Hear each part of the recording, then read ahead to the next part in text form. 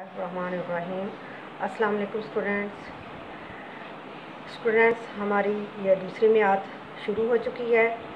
आपने इसी तरह फ़ोल्डर बनाना है उसका, बल्कि इससे खूबसूरत बनाना है, खूबसूरत कलरिंग करनी है। ठीक है, स्कूल में बनाते थे ना आप, बिल्कुल वैसे ही अच्छा सा करके आपने बनाना है। उसके बाद आपने क्या करना है, लेसन पेज बनाना है। ये देखें, सबक नंबर 7 है हमारा, और ये लाहौर की बादशाही मस्जिद, उसका उन्वान लिखना है और उसमें खूबसूरत कलरिंग करनी है, अच्छे तरीके से बनाना है जैसे स्कूल में बनाते थे। ठीक है, अब उसके बाद फिर आपने मार्जिन, नेक्स्ट पेज पे क्या करना है, मार्जिन लाइन लगानी है। मार्जिन लाइन लगाने के बाद ये देखें जैसे मैंने लगाई है, और खूबसूरत सा पेज को रेडी करना है। डेट लिखनी है 19 जून 2020, जमात का काम, और उसके बाद क्या है, दिन लिखना है, कौन सा दिन है, जुमेरात का है, और उसके बाद सबक नंबर और उसका उन्वान।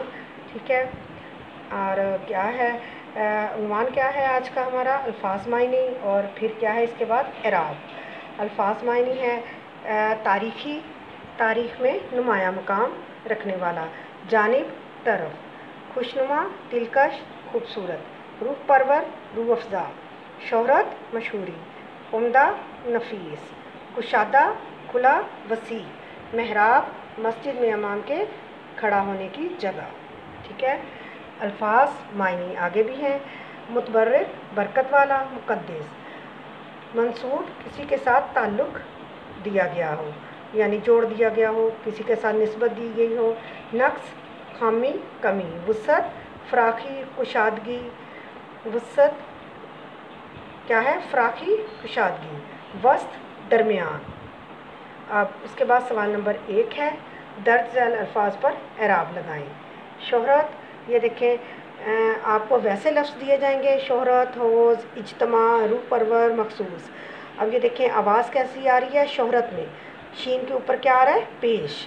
शोह, शीन को हे से मिलाया और रे को ते से मिलाया, ते के ऊपर क्या आया, जज़्म।